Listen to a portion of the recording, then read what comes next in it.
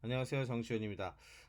지난번까지 코로나19 때문에 이제 인공지능 관련된 것들, 뉴스나 연구, 이게 소개하는 걸 좀 소홀히 했었는데요.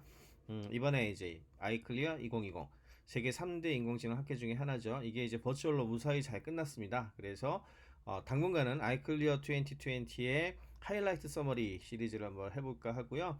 좋은 연구 되게 많았었기 때문에 좀 꽤 오랫동안 할 수 있을 것 같습니다.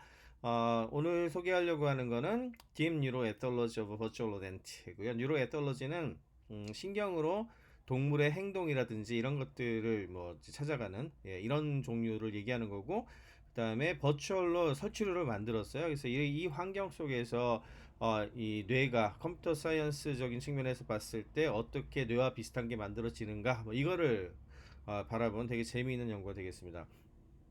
연구자들은 딥마인드, 역시 딥마인드가 이거 참 많이 합니다. 딥마인드와 하버드 대학교의 연구진들이 참여를 한 작품이고요.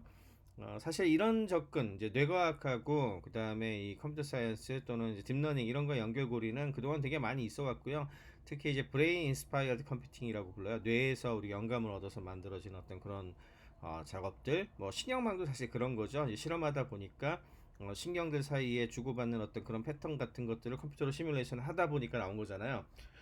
그래서 뇌과학에서 이제 영감을 얻어가지고 하는 작업들을 되게 많이 하고 있고, 대표적인 게 뭐, 블루브레인 프로젝트 같은 거, IBM에서 하는 거죠. 뭐, 인간의 뇌하고 비슷한 숫자 거의 똑같게 만들겠다. 커넥텀이라 그래가지고 연결 전부 다 찾고, 뭐, 이런 것들 많이 하고 있고, 뭐 특히 제일 많이 보고 있는 게 행동이라든지 움직이는 것들 처리하는 것, 인포메이션 정보를 어떻게 인코딩하고 디코딩 하느냐, 메모리와 관련된 것들 이런 것들 되게 많이들 하고 있고, CNN 같은 경우만 하더라도 비주얼 인풋에서 고양이의 비주얼 인풋 관련된 연구에서 영감을 얻었잖아요.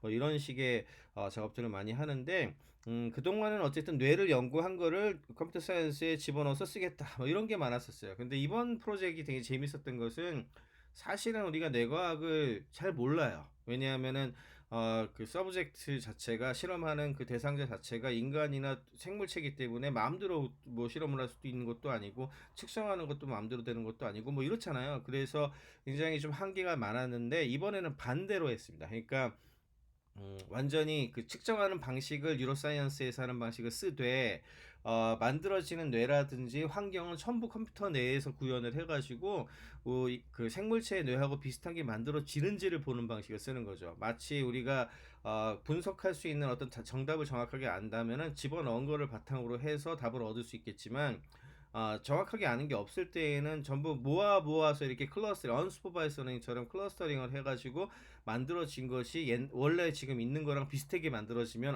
이 원리가 맞는가 보다 이렇게 접근하듯이 처음부터 만들어 보는 방법을 채택을 했습니다.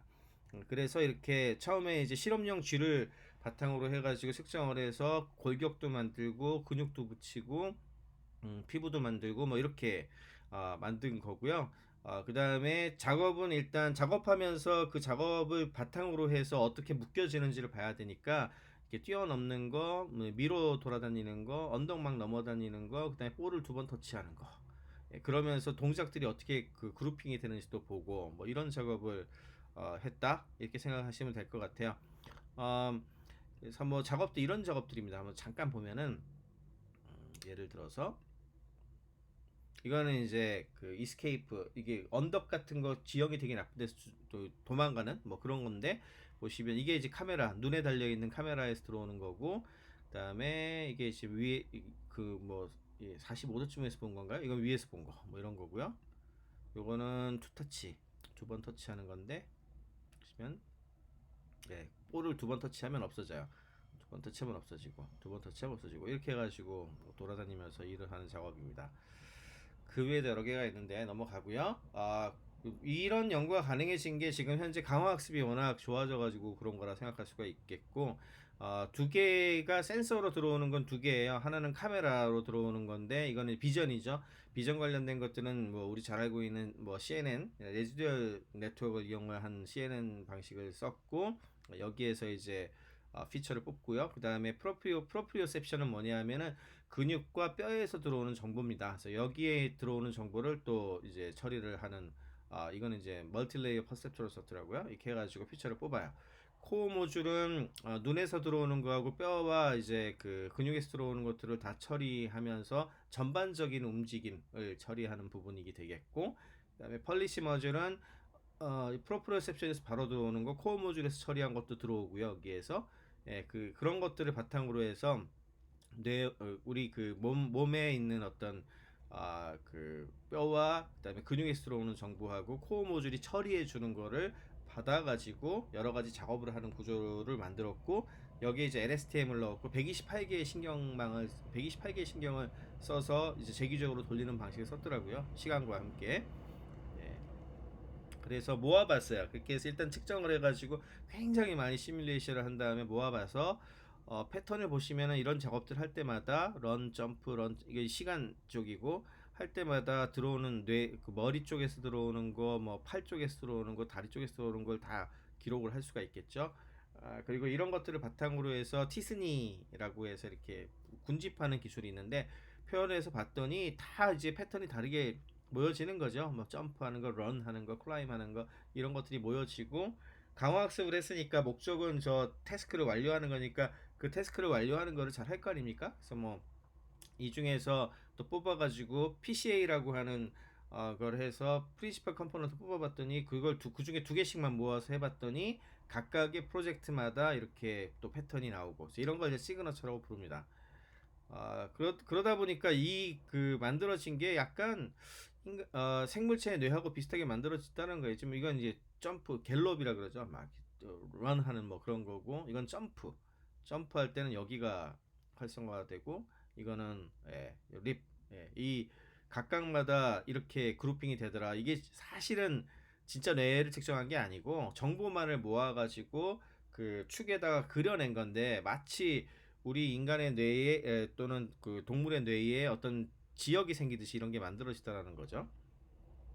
또 하나는 시간과 함께 그 어떻게 프로퍼게이션이 되는지를 측정을 해봤는데, 신경 내 정보가 마치 이것도 역시 어떤 작업을 할 때마다 펄리시별로 정보가 이렇게 시간과 함께 흘러가 가지고 특정 시점에서 이렇게 변화되는 걸 확인을 할 수가 있었다는 거예요. 그래서 이렇게 시퀀스가 굉장히 중요하다는 걸 밝혀낸 것도 매우 중요한 연구가 되겠습니다.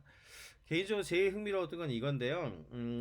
이게 이제 그 디멘션을 낮춰서 프린시펄 컴포넌트 어널리시스를 한 다음에 그 첫 번째 거하고 두 번째 거하고 PC1하고 2하고 봤더니 이게 움직이는 패턴 같은 게, 로테이션을 하는 패턴 같은 게 보이더라는 거죠. 그래서 이거를 좀 더 잘 알기 위해서 저도 이번에 처음 알았는데, 제가 박사학위를 디멘셔널 디덕션 그 차원 줄이는 거랬는데 이런 거 있는 줄 몰랐네요.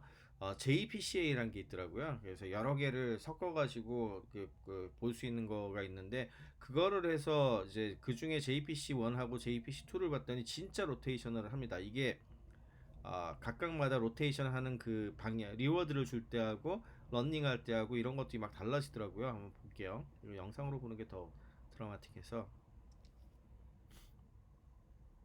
네, 이게 지금 버추얼 로덴트가 투타치 하는 거네요. 투타치 할 때 보면은 여기 지금 그 각각 할 때마다 뱅뱅뱅 도는 거 보이시죠? 요 각각 위점별로. 네, 이게 이제 그 축에다 2차원으로 뽑아내야 되니까 2차원의 컴포넌트를 뽑아가지고 각각이 어떻게 움직이는지를 시뮬레이션에서 보여주는 건데, 결국에는 이런 그 시간적인 그 로테이셔널 패턴 같은 것들이 굉장히 중요한 거 아니냐, 뭐 이런 걸 찾아낸 거죠. 그래서 이 연구가 가지고 있는 의미가 저는 굉장히 많이 있다고 개인적으로 생각을 해요. 제일 뭐 중요하게 생각했던 부분은 컨스트럭티브 모델링이라고 그러죠. 만들어 보는 것으로 실제 우리 뇌나 또는 뭐 동물의 뇌가 어떻게 움직이는지 아는 거니까, 그와 관련된 것들을 알기 위한 컨스트럭티브 모델링의 첫 번째 뭐 스텝 뭐 이런 거다.